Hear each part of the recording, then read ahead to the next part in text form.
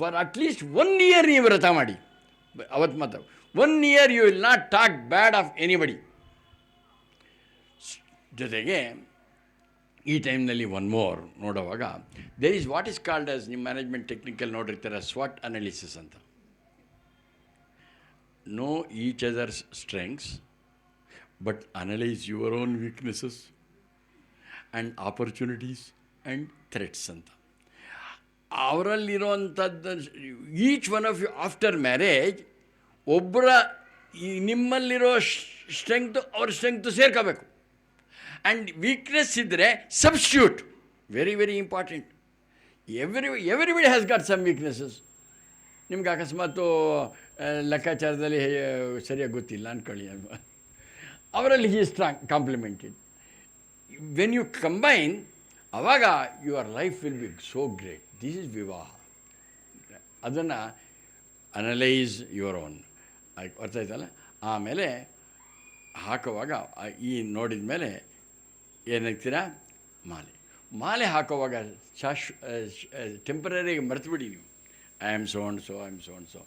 ನಿಮ್ಮ ಅವತ್ತು ಬೆಳಗ್ಗೆಯಿಂದ ನಿಮ್ಮ ಭಾವನೆ ಇರಬೇಕು, ವಧು ನಾನು ಲಕ್ಷ್ಮೀ ಸ್ವರೂಪಳು ಭಾವನೆ ಬರಬೇಕು, ಅವರು ನಾನು ನಾರಾಯಣ ಸ್ವರೂಪ ಅಂತ ಹಾಕುವಾಗ ಶ್ರೇಯಸ್ಸಿಗೆ ಐಶ್ವರ್ಯ ಹಾಕೋದಲ್ಲ, ಲಕ್ಷ್ಮೀ ನಾರಾಯಣನಿಗೆ.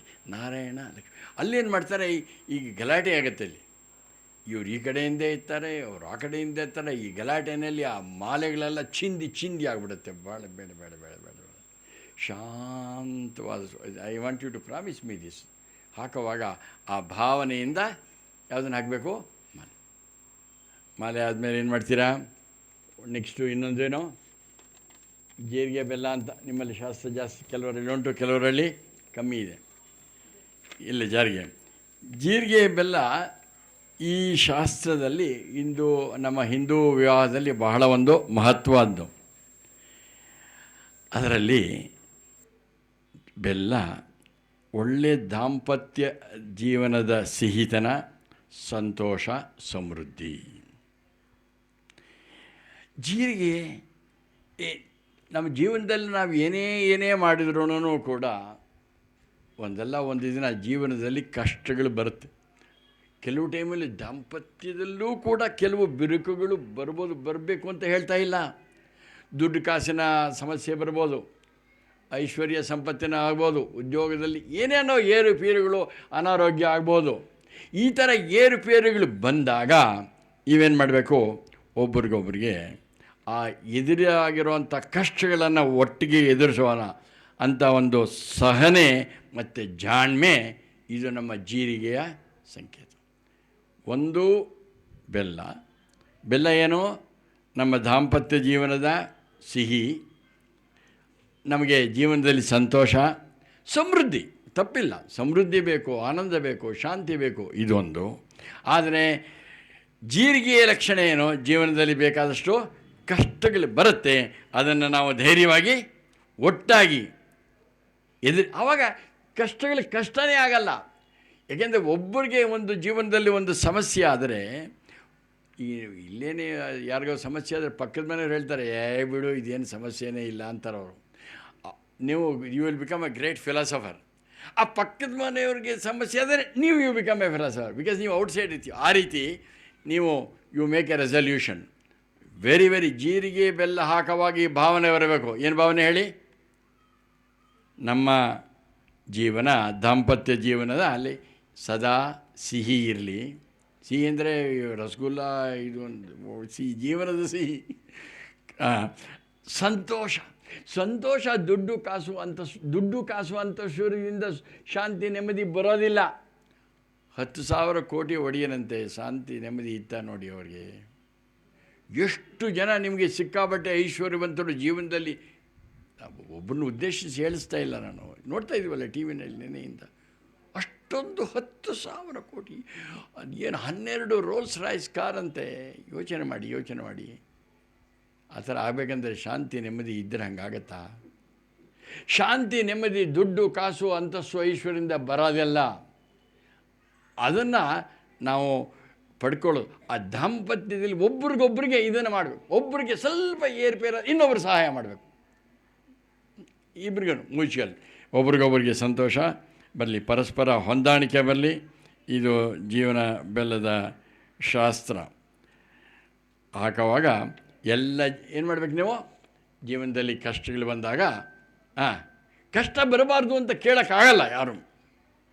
ಎಂತೆಂಥ ಪರಮಾತ್ಮನ ಅವತಾರಗಳೆತ್ತು ಬಂದಾಗಲೇ ಆಗಿದೆ, ಕಷ್ಟ ಬಂದಿದೆ. ಶ್ರೀರಾಮನಿಗೆ ಆಗಲಿಲ್ವ ಹೇಳಿ? ಏನಾಯಿತು?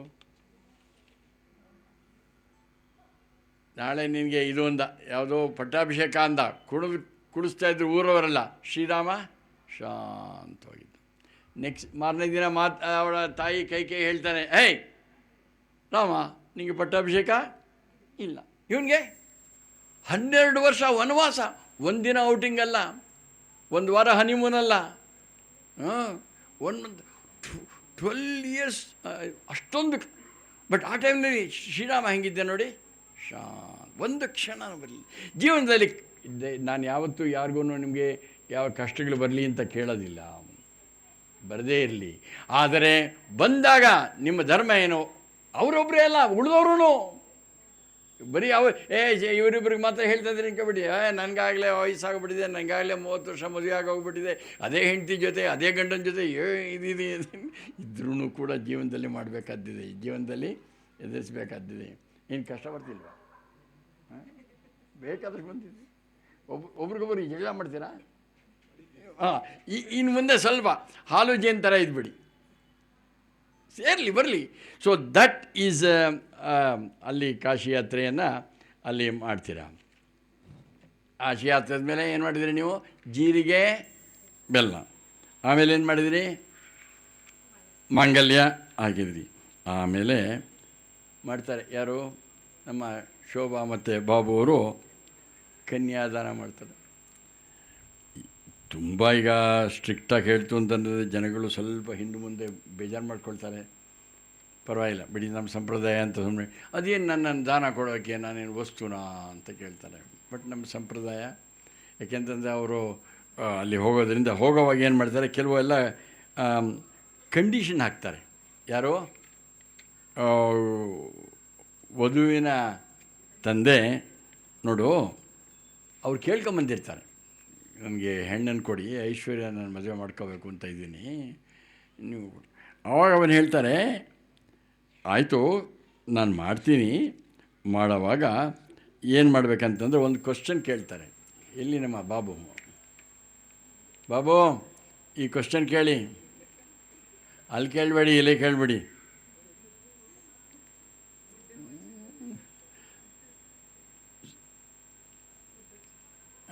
ಈಗ ಇಲ್ಲೇ ಇವರೇ ಹೆಣ್ಕಳಿ, ಬಾಬುನ ಕಳಿ ಇವ್ರನ್ನೇ ಕೇಳ್ತಾರೆ ಅವ್ರನ್ನ. ಏನು ಅಲ್ಲಿ ಹೇಳ್ತಾರೆ, ಅಲ್ಲಿ ಪಾಪ ಅವರು ಹೇಳಲ್ಲ, ಇರಲಿ ನಾ ಹೇಳಿದ್ವಿ ಅರ್ಧ ಮದುವೆ ಆದಂಗೆ ಇವತ್ತಿಗೆ ನಿಮಗೆ.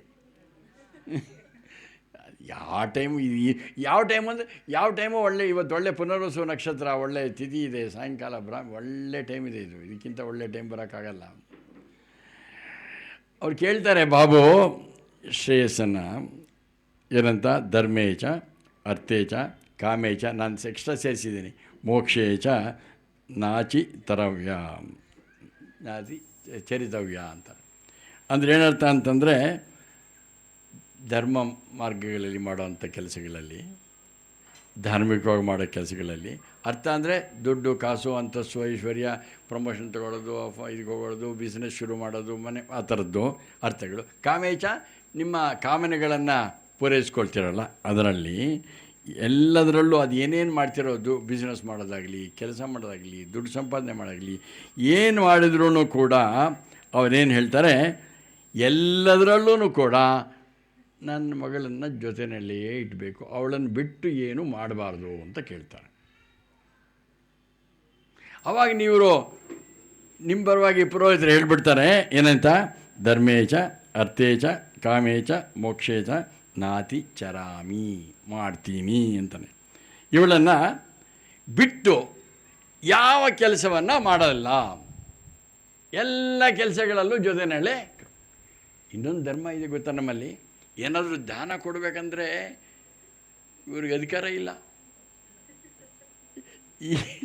ಈ ಹೆಂಡತಿ ಧರ್ಮಪತ್ನಿ ಒಂದು ಉದಾಹರಣೆ, ನೀರು ಹಾಕಬೇಕು ಅವಾಗಲೇ. It is both.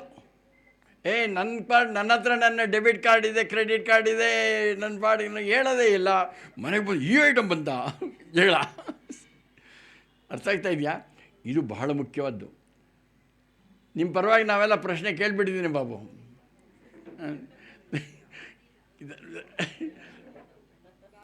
ಬಾಬು ಇಲ್ಲ, ಬಾಬು ಅಂತಿಲ್ಲ. ಅರ್ಥ ಆಯ್ತಾ? ನೀವೇನು ಹೇಳ್ತೀರಾ? ಹ್ಞೂ ಅಂತೀರಾ, ಹ್ಞೂ ಅಂತೀರಾ? ಈಗ ಕೇಳ್ತಾ ಇದ್ದಾರೆ ಬಾಬು, ಧರ್ಮೇಚ ಅರ್ಥೇಚ ಕಾಮೇಚ ಮೋಕ್ಷೇಚ ನಾತಿ ಚರಿತವ್ಯ ಅಂತಾರೆ. ನೀವು ಹೌದು, ಧರ್ಮೇಚ ಅರ್ಥೇಚ ಕಾಮೇಚ ಮೋಕ್ಷೇಚ ನಾತಿ ಚರಾಮಿ ಏನ್ಬಿಟ್ಟು ಜೋರಾಗಿ ಹೇಳಿ. ಅಂದರೆ ಏನು ಹೇಳಿದ್ದಾರೆ? ಅಲ್ಲಿ ಇಲ್ಲ, ಇಲ್ಲಿ ಮಾಡಿಸ್ತಾ ಇದ್ದಾರೆ. ಇದು ಮದುವೆ ಮುಗಿದಾಯ್ತು ಇವತ್ತು. ಅಲ್ಲಿ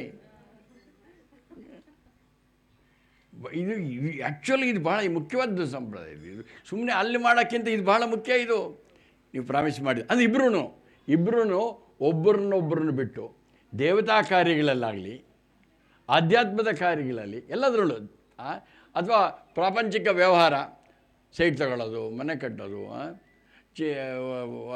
ದುಡ್ಡು ಸಂಪಾದನೆ ಮಾಡೋದು, ಪ್ರೊಫೆಷನಲ್ ಇರೋದು, ಎಲ್ಲ ಬಿಸ್ನೆಸ್ ಶುರು ಮಾಡೋದು, ಎಲ್ಲದರಲ್ಲೂ ಒಬ್ರಿಗೊಬ್ರಿಗೆ ಪಾರ್ಟ್ನರ್ಸ್.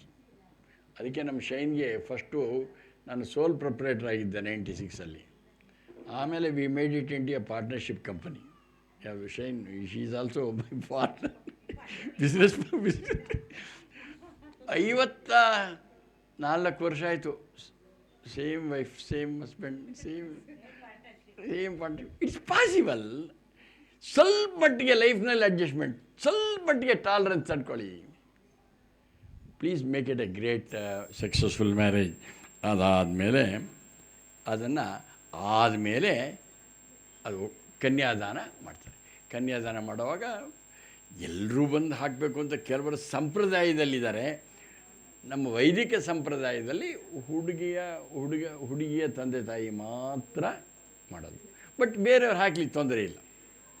ಆಮೇಲೆ ನೆಕ್ಸ್ಟ್ ಏನು ಮಾಡ್ತೀರಾ? ಕನ್ಯಾದಾನ ಆಯಿತು. ಅಲ್ಲಿಗೆ ಕನ್ಯಾದಾನ ಆದಮೇಲೂ ಮದುವೆ ಇಲ್ಲ, ಅದೊಂದಾಯಿತು. ಅದಾದಮೇಲೆ ನಗ್ತರ ನೀವೇನು ಮಾಡ್ತೀರಾ? ಮಾಂಗಲ್ಯ ಧಾರಣೆ. ಪ್ರಮುಖವಾದ ಹೆಜ್ಜೆಗಳು ಮಾತ್ರ ಹೇಳ್ತಾ ಇದ್ದೀನಿ, ಜಾಸ್ತಿ ಹೇಳ್ತಾ ಇಲ್ಲ. ಬಟ್ ಈಗ ಹೇಳಿದ್ದನ್ನು ಜ್ಞಾಪಕ ಇಟ್ಕೊಂಡು ಮಾಡಿ ಆನಂದವಾಗಿ. ನೆಕ್ಸ್ಟು ನೀವು ಮಾಂಗಲ್ಯ ಹೇಳುವಾಗ ಹೇಳ್ತಾರೆ, ಅದನ್ನು ಯಾರು ಮಾಂಗಲ್ಯ ಕಟ್ಟೋದು? ಅದು ಬೇರೆ. ಈಗ ಮೊನ್ನೆ ಒಂದು ಗಲಾಟೆ ಆಗಿತ್ತು. ಅದೇನು ಹುಡುಗ ಮಾತ್ರ ನನ್ನ ಕತ್ತಿಗೆ ಬಿಗಿಯೋದು, ನಾನು ಅವ್ರ ಕತ್ತಿಗೆ ಯಾಕೆ ಹಾಕಬಾರ್ದು? ಅಯ್ಯೋ, ಎಂಥದ್ದು ಒಂದು ನಮ್ಮ ಸಂಪ್ರದಾಯದಲ್ಲಿ ಭಾಳಷ್ಟು ಅರ್ಥ ಉಂಟು. ಇದೆಲ್ಲ ಹೇಳೋಕ್ಕೆ ಟೈಮ್ ಇಲ್ಲ. ಈಗ ಎಲ್ಲ ಹೇಳ್ತು ಅಂತಂದ್ರೆ ನೀವು ಇಲ್ಲ. ಬಟ್ ನೀವು ಹೇಳೋದೇನಂತಂತಂದರೆ, ಮಾಂಗಲ್ಯಂ ತಂತು ನಾನೇನ ಮಮ ಜೀವನ ಹೇತುನ ಕಂಠೆ ಬದ್ನಾಮಿ ಶುಭಗೆ ತ್ವಾಂ ದೀವ ಶರದರ್ಶತಂ ಹೇಳಬೇಕು. ಅಂದರೆ ಏನು ಹೇಳ್ತಾ ಇದ್ದೀರಾ? ಆ ಮಂತ್ರ ಸ್ವಲ್ಪ ಸರಿಯಾಗಿ ಹೇಳಿ. ಅಥವಾ ಹೇಳದೆ ಹೋದ್ರೂ ಏನಂತಂದರೆ, ಇಂಥ ಒಂದು ಪವಿತ್ರ ನೀವು ಹೇಳಬೇಕು. ಅವಾಗ ಪುರೋಹಿತರು ಮಂತ್ರ ಹೇಳ್ಕೊಡ್ತಾರೆ. ಹೇಳ್ಕೊಟ್ಟಾಗ ನೀವು ಮನಸ್ಸಿನಲ್ಲಿ ಏನೇ ಹೇಳಬೇಕು? ನಾನು ನಿನ್ನ ಕತ್ತಿಗೆ ಈ ಮಾಂಗಲ್ಯವನ್ನು, ಹಿಂದೆ ಮಾಂಗಲ್ಯ ಬರೀ ಹಳೆದಿದ್ದಾರ ಮತ್ತು ಜೊತೆಗೆ ಒಂದು ದರ್ಶನ ಆಗ್ತಾಯಿದ್ರು. ಯಾಕೆಂದರೆ ಸಿಕ್ಕಾಪಟ್ಟೆ ದುಡ್ಡು ಕಾಸು ನಮ್ಮಲ್ಲಿ ಏನು ಅಷ್ಟದಿಡ್ಡಿ ಇರಲಿಲ್ಲ. ಇವಾಗ ಅದು ಹಿಂಗೆ ಇರಬೇಕು. ಅದರಲ್ಲಿ ಆ ಮಾಂಗಲ್ಯ ಬರೋದು ನಾನು ನೋಡ್ತಾ ಇದ್ದೆ. ಅದರಲ್ಲೇ ಒಂದು ದೊಡ್ಡ 30 ಪೇಜಿನ ಒಂದು ಸಂಶೋಧನೆಗಳಿವೆ. ಇದು ಯಾಕೆ ಇಲ್ಲಿ ಇದು ಕೆಲವರಲ್ಲಿ ಕಪ್ಪು ಉಲ್ಟಾ ಇರೋವಂಥದ್ದು, ಕೆಲವರು ಶಂಖ ಚಕ್ರನಾಮ ಇರೋದು, ತರ್ತರಾವರಿ ಇದೆ. ಅದೇನಿದೆ ಅದು ಮುಖ್ಯ ಅಲ್ಲ. ಅದನ್ನು ಹಾಕೋದಕ್ಕೆ ಮೊದಲು, ಮಾಂಗಲ್ಯವನ್ನು ಹಾಕೋಕ್ಕೆ ಮೊದಲು ಏನು ಮಾಡ್ತಾರೆ? ಅದಕ್ಕೆ ನೀವು ಪೂಜೆ ಮಾಡಿ. ಪೂಜೆ ಮಾಡೋದೆಂದ್ರೇನು? ಏನು ಮಾಡಬೇಕು? ಷೋಡಶೋಪಚಾರ ಪೂಜೆ. ಏನಂತ ಹಿಂದೆ ಮೊದಲು ಹೇಳಿದೆ ನೋಡಿ. ಅವ್ರಿಗೆ ಅದು ಅಲ್ಲಿ ಸಾಕ್ಷಾತ್ ದೇವರಿದ್ದಾರೆ ಅಂತ ಭಾವನೆ ಮಾಡ್ಕೊಂಡು, ಬರೀ ಅದು ದಾರ ಮತ್ತು ಆ ಚಿನ್ನದ್ದು ಇದಲ್ಲ, ಅದರಲ್ಲಿ ಆ ದೇವತೆಗಳ ಆವಾಹನೆ ಮಾಡಿ ನೀವು ಮಾಡಬೇಕು. ಮಾಡೋವಾಗ ಆ ದೇವತೆಗಳಿಗೆ ಬಂದಿದ್ದಕ್ಕೆ ಅವರಿಗೆ ಅರ್ಘ್ಯ, ಪಾದ್ಯ, ಆಚಮನ, ಸ್ನಾನ ಎಲ್ಲ ಷೋಡಶೋಪಚಾರ ಪೂಜೆಗಳು ಮಾಡಿ, ನೈವೇದ್ಯ ಎಲ್ಲ ಮಾಡಿ, ಆ ಸಾಕ್ಷಾತ್ ಆ ಭಾವನೆ ಬರಬೇಕು. ಸುಮ್ಮನೆ ಯಾವುದೋ ಒಂದು ದಾರ ಕಟ್ಕೊಂಡು ಅಲ್ಲಿ ಹಿಂದೆ ಚಪ್ಪಾಳೆ ಹೊಡಿತಾ ಇರ್ತಾರೆ. ಈಗ ಈ ಮಂತ್ರ ಕೇಳಿಸ್ಲೇಬಾರ್ದು. ಬರೀ ಓ ಅದೇನು ನಗ್ನಗ್ತಾ ಹೇಳ್ತಾರೆ ಬಿದ್ದೋಗ್ಬಿಟ್ಟ ಇವನು ಅಂತ. ಯಾಕೆ ಬೀಳೋದು? ನಮ್ಮಲ್ಲಿ ಉದ್ವಾಹ ಮೇಲಕ್ಕೆ ಎತ್ತೋದು, ಒಬ್ರನ್ನೊಬ್ಬರನ್ನ ಕೆಳಗೆ ಬೀಳೋದಲ್ಲ ಇದು. One is lifting each other up. ನೀವೇನು ಹೇಳಬೇಕು? ಯಾವುದಕ್ಕೋಸ್ಕರ? ನಿನ್ನ ಈ ಪವಿತ್ರವಾದ ದೇವತಾ ನಿಮ್ಮಲ್ಲಿ ಭಾವನೆ ಬರಲಿ. ಜ್ಞಾಪಕ ಇಟ್ಕೊಳ್ಳಿ ಅವು ಹಾಗಾಗುವಾಗ. ಅವ್ರು ಯಾರು ಏನಾದರೂ ಹೇಳಲಿ, ಜನ ಏನಾದರೂ ಹೇಳ್ಕೊಳ್ಳಿ, ನಿಮ್ಮ ಭಾವನೆ ಹಿಂಗೆ ಬರಲಿ. ಏನಂತ? ಲಕ್ಷ್ಮೀ ಯಾರು? ನಾರಾಯಣ ಸ್ವರೂಪಿ ನಾನು ಏನು ಹಾಕ್ತಾಯಿದ್ದೀನಿ? ನಿನ್ನ ಕತ್ತಿಗೆ, ನಿನ್ನ ಕತ್ತಿನ ಸುತ್ತ ಈ ಪವಿತ್ರವಾದ ದೇವತಾ ಸ್ವರೂಪವಾದ ಮಾಂಗಲ್ಯವನ್ನು ಧಾರಣೆ ಮಾಡ್ತಾಯಿದ್ದೀನಿ. ಇದರಿಂದ ನಾವಿಬ್ಬರು 100 ವರ್ಷಗಳ ಕಾಲ ಒಟ್ಟಿಗೆ ಎಲ್ಲ ಜೀವನದ ಅರ್ಥಕಾಮನೆಗಳನ್ನು ಧಾರ್ಮಿಕವಾಗಿ ಮಾಡಿಕೊಂಡು ಅಂತಿಮವಾಗಿ ನಾವು ಆಧ್ಯಾತ್ಮದ ಮಾರ್ಗದಲ್ಲಿ ಹೋಗುವಂತೆ ಆಗಲಿ.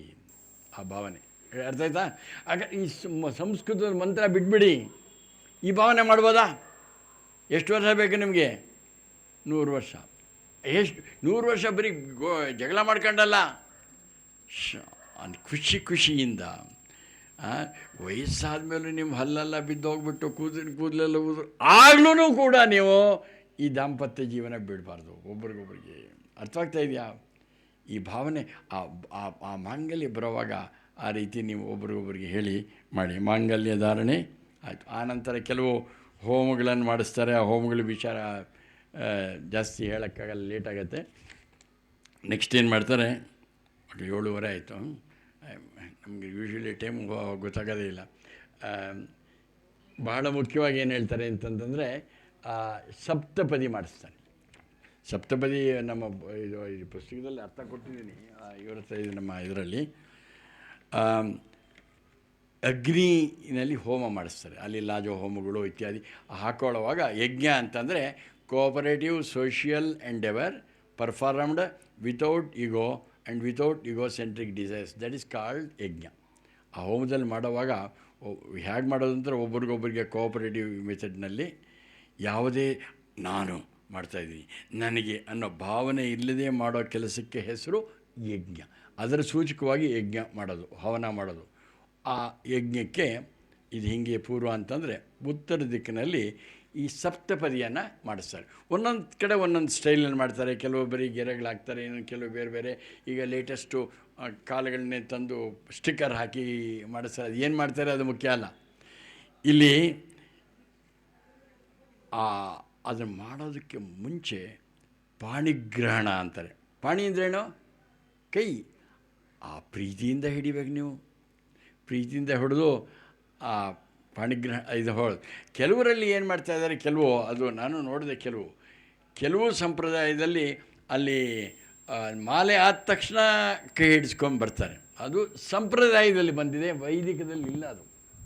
ಯಾಕೆಂತಂದರೆ ಯಾಕೆ ಅಂತ ನೋಡಿದೆ ಪುಸ್ತಕದಲ್ಲಿ. ಅವ್ರು ಹೇಳ್ತಾರೆ, ಇನ್ನು ಕನ್ಯಾದಾನನೇ ಆಗಲಿಲ್ಲ, ವಿವಾಹ ಹೆಂಗೆ? ಕನ್ಯಾದಾನ ಒಳಗೆ ಬಂದ ಮೇಲೆ ಮಾಡೋದು, ದಾನನೇ ತಗೊಳ್ಳದೆ ಮದುವೆ ಮಾಡ್ಕೊಳ್ಳಂಗಿಲ್ಲ. ಶ್ರೀನಿವಾಸ ಪದ್ಮಾವತಿ ಕಲ್ಯಾಣ ಆಗಿದ್ದು ಆದ ನಂತರ. ಆದ್ದರಿಂದ ಇಲ್ಲಿ ಎಂಡಲ್ಲಿ ದಾನ ಇದಾದ್ಮೇಲೆ ಕನ್ಯಾದಾನ ಆದಮೇಲೆ ಅಕಸ್ಮಾತ್ ಅವ್ರು ಮುಂದೆ ಹಿಡಿಸ್ತಾರೆ, ಹಿಡಿಸ್ಕೊಳ್ಳಿ, ತೊಂದರೆ, ಹಿಡೀರಿ ಪರವಾಗಿಲ್ಲ. ಈ ಮೊದಲೇ ಬೇಕಾದ ಸರಿ ಹಿಡಿದಿದ್ದಾರೆ, ತೊಂದರೆ ಇಲ್ಲ.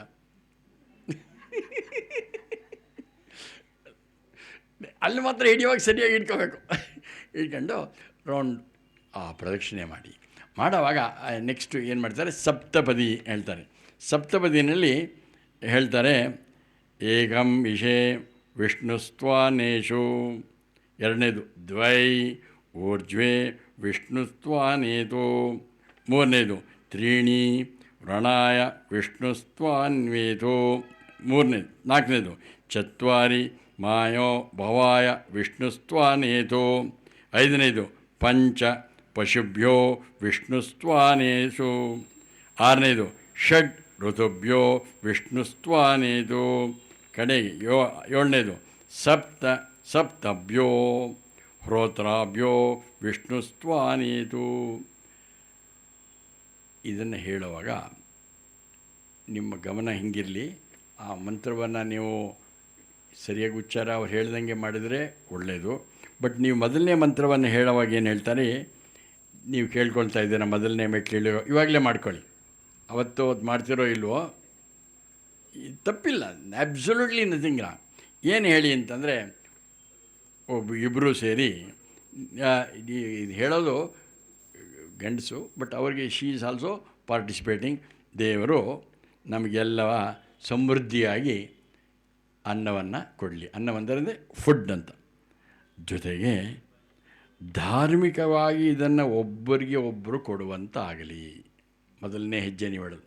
ಇವತ್ತಿಂದ ನಿಮಗೆ ಇವತ್ತೇ ಆಗಿದೆ ಏನು ಕೇಳಿ ಸಪ್ತಪದಿ ಏನು ಹೇಳ್ತಾ ಇದ್ದೀರಾ, ನಮಗೆ ದೇವರು ಸಾಕಷ್ಟು ಫುಡ್ ಬೇಕಲ್ಲ, ಬೇಸಿಕ್ ಕೇಳೋದು ತಪ್ಪಲ್ಲ, ಫುಡ್ ಕೇಳೋದು ತಪ್ಪಲ್ಲ, ಬಟ್ ಅದೇ ಒಂದೇ ಬೇಕು ಅಂತ ಕೇಳೋದು ತಪ್ಪು. ಕೊಡಲಿ. ಎರಡನೇದು ಕೇಳ್ಕೊಳ್ಳಿ ಇವಾಗಲೇ. ಎರಡನೇ ಮಂತ್ರ ದ್ವೇ ಊರ್ಜ್ವೇ ವಿಷ್ಣುಸ್ತ್ವಾನೇತು. ಎರಡನೇ ಮೆಟ್ಲು ಹಾಕ್ತಾಯಿದ್ದೀರಾ ಕೈ ಹಿಡ್ಕೊಂಡು. ಹಾಕುವಾಗ ಕೇಳಿ, ನನ್ನಲ್ಲಿ ನಮಗೆ ದೇವರು ದೈಹಿಕ ಮಾನಸಿಕ ಶಕ್ತಿ ಮತ್ತು ಉತ್ತಮ ಆರೋಗ್ಯವನ್ನು ಕೊಡಲಿ. ತಪ್ಪೇನಿದೆ? ಏನು ಕೇಳ್ತಾ ಇದ್ದೀರಾ? ದೈಹಿಕ ಆರೋಗ್ಯ, ಮಾನಸಿಕ ಆರೋಗ್ಯ ಒಳ್ಳೆಯದು, ತಪ್ಪಿಲ್ಲ. ಎರಡನೇದು. ಮೂರನೇದು ಕೇಳಿ, ಭಾಳ ಮುಖ್ಯ. ತ್ರೀಣಿ ವ್ರತಾಯ. ನಾವಿಬ್ಬರೂ ಧಾರ್ಮಿಕ ಮತ್ತು ಆಧ್ಯಾತ್ಮದ ಕರ್ಮಗಳನ್ನು ಮಾಡುವಂತೆ ಆಗಲಿ. ಎರಡು ಥರ ಇದೆ. ಒಂದು ರಿಲಿಜಿಯಸ್ ಆ್ಯಕ್ಟಿವಿಟೀಸ್, ಪೂಜೆ ಪುನಸ್ಕಾರ ಜಪ ತಪ, ಅದು. ಇನ್ನೊಂದು ಆಧ್ಯಾತ್ಮ ಅಂದರೆ ಅದ್ರ ಬಗ್ಗೆ ಚಿಂತನೆ ಮಾಡೋದು, ಸ್ಪಿರಿಚುವಲ್ ಆ್ಯಕ್ಟಿವಿಟೀಸ್. ನಿಧಾನವಾಗಲಿ, ಸದ್ಯಕ್ಕೆ ಪ್ರಾರ್ಥನೆ ಮಾಡಿ. ಏನಂತ, ನನ್ನ ಕೆಲಸಗಳನ್ನು ಎಲ್ಲ ಧಾರ್ಮಿಕ ಪೂಜೆ ಪುನಸ್ಕಾರ. ಇವರು ಮಾತ್ರ ಅಲ್ಲ, ಉಳಿದವರು ಮದುವೆ ಆಗಿರೋರು 20 ವರ್ಷ ಆಗಿದ್ರು ಇವತ್ತು ನೀವು ಸಪ್ತಪದಿ ಮಾಡಿ. ಮಾಡಿಲ್ಲ ಹಿಂದೆ ಅಂತಂದರೆ. ನಾಲ್ಕನೇದು ನಮಗೆಲ್ರಿಗೂ ಭಾಳ ಮುಖ್ಯ. ಕೇಳಿ, ಸಂತೋಷ ಆನಂದ ಒಬ್ರಿಗೊಬ್ಬರು ಅರ್ಥ ಮಾಡಿಕೊಂಡು ಪರಸ್ಪರ ಆನಂದವನ್ನು ಕೊಡುವಂತೆ ಆಗಲಿ. Each create happiness to the other. ತಪ್ಪಿಲ್ಲಲ್ಲ? ನಾಲ್ಕನೇ ಮೆಟ್ಲು. ಐದನೇದು ಕೇಳಿ, ಸಂಪತ್ತು ಬರಲಿ. ತಪ್ಪಿಲ್ಲ, ನಾವು ಆವಾಗಲೇ ಹೇಳ್ದಂಗೆ ಸಂಪತ್ತು ಆದರೆ ಧಾರ್ಮಿಕವಾಗಿ ಆಗಬೇಕಷ್ಟೇ. ಮೋಸ ಅನ್ಯಾಯ ದರೋಡೆ ವಂಚನೆ ಮಾಡಿದ್ದೇನೆ, ನ್ಯಾಯವಾದ ರೀತಿಯಲ್ಲಿ ಸಂಪಾದನೆ ಮಾಡೋಕ್ಕೆ ಸಾಧ್ಯ. ಆ ರೀತಿ ನಮಗೆ ಐಶ್ವರ್ಯ ಬರಲಿ. ಐಶ್ವರ್ಯನೂ ಕೇಳಲಿ, ಐಶ್ವರ್ಯ ಬರಲಿ ಅಂತ, ಶ್ರೇಯಸ್ಸು ಬರಲಿ ಕೇಳುವಾಗ. ಮತ್ತು ತಪ್ಪಿಲ್ಲ, ಉತ್ತಮ ಮಕ್ಕಳಾಗಲಿ. ಪ್ಲೂರಲ್, ಸಿಂಗ್ಯುಲರಲ್ಲ. ನಿಮಗೆ ಬೇಡದೇ ಇದ್ರೂ ಕೂಡ ನ್ಯಾಯ ಬೇಡ ಅಂತ ಪ್ರಪಂಚಕ್ಕೆ ನೋಡಿ, ಇಬ್ಬರು ಬುದ್ಧಿವಂತರು. ನೀವಿಬ್ಬರು ಏನು ಬ್ರೈಟ್ ಆಗಿದ್ದೀರಾ, ಬ್ರಿಲಿಯಂಟ್ ಪೀಪಲ್. ನೋಡಿದ್ರೆ ಗೊತ್ತಾಗುತ್ತೆ. I can see, because I mean human business. I have seen lacks of people. ಅದರಲ್ಲೂ ಯಂಗ್ಸ್ಟರ್ಸ್ ಅಂತೂ ಆರ್ ವಿ ಕಾಲೇಜಿನಲ್ಲಿ I was conducting program from 96 to 2020ವರೆಗೂ. Continuous 20 and odd years continuously 4-5 ಸಾವಿರ ಮಕ್ಕಳನ್ನ ಪ್ರತಿ ವರ್ಷ ನೋಡ್ತಾ ಇದ್ದೆ. And I know both of you are very brilliant. ಒಳ್ಳೆ ಬುದ್ಧಿ, ಚಟುವಟಿಕೆ, ಚೂಟಿ ಎಲ್ಲ ಇದೆ. ಬಟ್ ಆವಾಗ the chances of you getting good children are very bright. ನಿಮಗೆ ಉತ್ತಮ ಸತ್ಪ್ರಜೆಗಳಾಗುವಂಥ ಅವಕಾಶಗಳು ಭಾಳ ಜಾಸ್ತಿ. ನೀವು ನನಗೆ ಬಂದೇ ಸಾಕು. ಅಲ್ಲಿ ಯಾರೋ ದಡ್ರು ಅವರು ಸ್ಲಮ್ಮಲ್ಲಿರೋ 5 ಮಾಡ್ತಾರೆ. ಏನಾಗುತ್ತೆ ದೇಶಕ್ಕೆ? ಆ ಮಕ್ಕಳೇ ಬಿಟ್ಟು. ಸೊ ಅದರಿಂದ I am giving you this responsibility. ಇದು ಯಾಕಪ್ಪ ಗ್ರಾಚಾರ ಶೋ ಹೇಳ್ಬಾರ್ದು ಶೋ, ಅದು ಯಾಕೆ ಇವ್ರನ್ನ ಕಳಿಸ್ದೆ? ಪ್ರಜೋತ್ಪತ್ತಿ ಬಹಳ ಮುಖ್ಯ. ಯಾಕೆಂತಂದರೆ ನಮ್ಮ ಮಹಾನ್ ಋಣಗಳಲ್ಲಿ ಭಗವದ್ ಋಣ ಒಂದು. ಮಾತಾಪಿತೃ ಋಣ ತೀರಿಸಬೇಕಂದ್ರೆ ಉತ್ತಮ ಸತ್ಪ್ರಜೆಗಳನ್ನು ಕೊಡಬೇಕು. ತಪ್ಪಿಲ್ಲ, ಒಳ್ಳೆ ಆ ಮಕ್ಕಳು ಇರಬೇಕು. ಅವ್ರನ್ನ ಸತ್ಪ್ರಜೆಗಳು ಮಾಡೋದು ನಿಮ್ಮಿಬ್ಬರು ಜವಾಬ್ದಾರಿ. ಅಯ್ಯೋ ಇನ್ನೇನು ಕೇಳ್ತಾರೆ, ನಮ್ಮ ಇಲ್ಲಿ ಹಿಂದೂಸ್ನಲ್ಲಿ ಹಿಂಗಾಗ್ಬಿಟ್ಟಿದೆ, ಆ ಜಾತಿಯನವರು ಹಿಂಗಾಗ್ತಾಯಿದ್ದಾರೆ, ಈ ಜಾತಿಯನವರು ಅಷ್ಟು ಪಾಪ್ಯುಲೇಷನ್ ಜಾಸ್ತಿ ಆಗ್ತಾಯಿದೆ. ನೀವೇನು ಮಾಡ್ತೀರಾ? ನೀವು ಒಂದೇ ಸಾಕು. ಅದೇ ಅವ್ರನ್ನ ಯಾಕೆ ಬ್ಲೇಮ್ ಮಾಡಬೇಕು? ಇಲ್ಲಿ ಯಾರ್ಯಾರು ರಿಪ್ರೊಡಕ್ಟಿವ್ ಏಜಲ್ಲಿ ಇದ್ದಾರಲ್ಲ ಅವ್ರಿಗೆಲ್ಲ ನಿಮಗೆ ಯಾರ್ಯಾರಿಗೆ ವಂಶೋಭಿವೃದ್ಧಿ ಮಾಡೋದಕ್ಕಿಂತ ನಾನು ಇದೆಯೋ ಅಂಥವರು please bear it in mind. Very good, you are ಅಥವಾ ಸಂಪತ್ತು ಕೇಳಿ ಸತ್ಪ್ರಜೆಗಳನ್ನು ಉತ್ಪತ್ತಿ ಮಾಡೋವಂಥ ನೋಡಿ, ಆ ಆ ಕ್ರಿಯೆಗಳಲ್ಲೂ ಕೂಡ ಆ ಮನಸ್ಸು ಹಾಗಿದ್ದರೆ ಮಾತ್ರ ಆ ಮಕ್ಕಳು ಹುಟ್ಟುವಾಗ ಅವರ ಸಂಭೋಗದ ಟೈಮ್ನಲ್ಲಿ ಅವರ ಮನಸ್ಸು ಮೇಲೆ ಇದಾಗುತ್ತೆ. ನೋಡಿ, ಪಾಂಡು ಹುಟ್ಟಿದ್ದಂಗೆ, ಧೃತರಾಷ್ಟ್ರ ಹುಟ್ಟಿದ್ದಂಗೆ ಆ ಟೈಮ್ನಲ್ಲಿ ಆ ಮನಸ್ಸು ಹಂಗಿದ್ದರೆ ಹಂಗಾಗ್ಬಿಡುತ್ತೆ ಅಂತಾರೆ. ಆದ್ದರಿಂದ ನಿಮ್ಮ ಮನಸ್ಸಿನಲ್ಲಿರಲಿ, ಏನು ಬೇಕೋ ಉತ್ತಮ ಮಕ್ಕಳು ಆಗಲಿ, ಸಂಪತ್ತು ಬರಲಿ. ಆಮೇಲೆ ಷಡ್ ಋತು, 6 ಋತುಗಳಿವೆ. ವಸಂತ, ಗ್ರೀಷ್ಮ, ವರ್ಷ, ಶರತ್, ಹೇಮಂತ, ಶಿಶಿರ ಋತು, 6 ಋತುಗಳಿದೆ. ಈ ಋತುಗಳು ಎಲ್ಲವನ್ನು ಕೂಡ ಎಲ್ಲರಿಗೂ ಕೂಡ ಸಮೃದ್ಧಿಯನ್ನು ತರಲಿ. ಆಮೇಲೆ ಸಪ್ತಭ್ಯೋ ಅಂತಂದರೆ ಒಳ್ಳೆ ಋತ್ವಿಕರು ಪ್ಲಸ್ ಸಪ್ತ ಯಜ್ಞಗಳು, ಅಂದರೆ ಧಾರ್ಮಿಕ ಕ್ರಿಯೆಗಳನ್ನು ನಾವು ಒಟ್ಟಿಗೆ ಮಾಡುವಂತೆ ಆಗಲಿ. ಎಷ್ಟನೇ ಮೆಟ್ಲು? 7ನೇ ಮೆಟ್ಲು. ಆಮೇಲೆ ಒಟ್ಟಿಗೆ face each other and talk to each other. 7 ಮೆಟ್ಲಿಗೆ ಜ್ಞಾಪಿಸ್ಕೊತೀರಾ? ಮಾಡೋವಾಗ ಈ ಪ್ರಾರ್ಥನೆ ಮಾಡಲಿ. ಆಮೇಲೆ ಕಡೆಗೆ ಮಾಡ್ತಾರೆ, ಆಶೀರ್ವಾದ ಮಾಡಿಸ್ತಾರೆ. ಇನ್ನು ಉಳಿದಿದ್ದ ಪ್ರಶ್ನೆಗಳು I think we have got some time limitations. But ಬಹಳ ಮುಖ್ಯವಾದ ಅಂಶ ಆಶೀರ್ವಾದ ಮಾಡುವಾಗ ಸಾಧ್ಯವಾದಷ್ಟು ಮಟ್ಟಿಗೆ ನಾನು ನಮ್ಮ ಮನೆಯಲ್ಲೂ ಕೂಡ ಈ ರೀತಿ ವಿವಾಹ ಮಾಡೋ ಟೈಮ್ನಲ್ಲಿ ಯಾರಿಗೂ ಬಂದು ಶೇಕ್ ಹ್ಯಾಂಡ್ ಮಾಡೋದಕ್ಕೆ ಬಿಡೋದಿಲ್ಲ. I won't hello. ಹಗ್ ಮಾಡೋದು, ಕಿಸ್. ಕೋವಿಡ್ ನಮಗೆ ಪಾಠ ಕಲಿಸಿದೆ. ಅವಾಗ ಮದುವೆಗಳಾಗಲಿಲ್ವ, ಫಸ್ಟ್ ಕ್ಲಾಸ್ ಆಗಲಿಲ್ವ. ಆದರೆ ಆಶೀರ್ವಾದ ಮಾಡಬೇಕಂತಂದರೆ ಅವ್ರ ಕೈಯನ್ನೇ ಕುಲುಕಬೇಕು ಅಂತೆಲ್ಲ ನಿಮ್ಮ ಶೋಭಾವನ್ನು ಕೇಳಿ ಗುರುದೇವರದೊಂದು ಇದಿದೆ, ಶೇಕಿಂಗ್ ಹ್ಯಾಂಡ್ಸ್ ಬೇಡ, ನಮಸ್ಕಾರ ಮಾಡಿ ಆಶೀರ್ವಾದ ಪಡೀರಿ. ಅದಕ್ಕೆ ಅಕ್ಷತೆ ಎಲ್ರಿಗೂ ಕೊಡಿ. ಒಂದು ಸಣ್ಣ ಕ್ರಿಯೆ ಮಾಡಿಸ್ತೀವಿ, ಎಲ್ಲರೂ ಇಟ್ಕೊಳ್ಳಿ.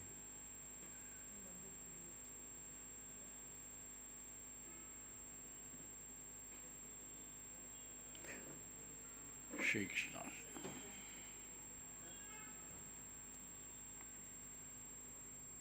ಏನಾದರೂ ಪ್ರಶ್ನೆ ಇದೆಯಾ?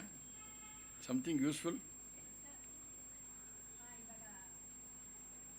ಹಾಂ, ಇಲ್ಲ, ಅದರಲ್ಲಿ ಇನ್ನೊಂದೇನಿದೆ, ಇದನ್ನು ಮಾಡೋದಕ್ಕೆ ಮೊದಲು ನಮ್ಮಲ್ಲಿ ಸಂಗೀತವನ್ನು ಹೇಳೋವಂಥ ಸಂಪ್ರದಾಯ ಇದೆ ಆವಾಗ ವಿವಾಹದ ಟೈಮ್ನಲ್ಲಿ. ಅದಕ್ಕೆ I will ask before we do this, she will sing one song. Mic ತೊಗೊಳ್ಬೇಕಲ್ಲ? ಎಲ್ಲ ತೊಗೊಂಡು ಒಳ್ಳೇದು. ನಮ್ಮ ವಿವಾಹ ಸಂಸ್ಕಾರ ನಮಗೂ ಕೊಡಿ. ಇದು ಇಟ್ಕೊಂಡಿರಿ, ಹೇಳ್ತೀನಿ ಏನು ಮಾಡಬೇಕು ಅಂತ. ಇವರು ಇಟ್ಕೊಳ್ಳಿ, ಯಾರು ಫೋಟೋಗ್ರಾಫರು. ನಿಮ್ಮ ಆಶೀರ್ವಾದ ಭಾಳ ಮುಖ್ಯ. ಆಮೇಲೆ ಓಕೆ ಮೈಕ್ ತಗೋ, ಕೇಳಿಸೋದೇ ಇಲ್ಲ. ಇದು ನಮ್ಮ ಇಲ್ಲ, ಆನ್ ಮಾಡ್ಕೊ, ಚೆಕ್ ಮಾಡಬೇಕು ಆಲ್ವೇಸ್ ಮೈಕ್.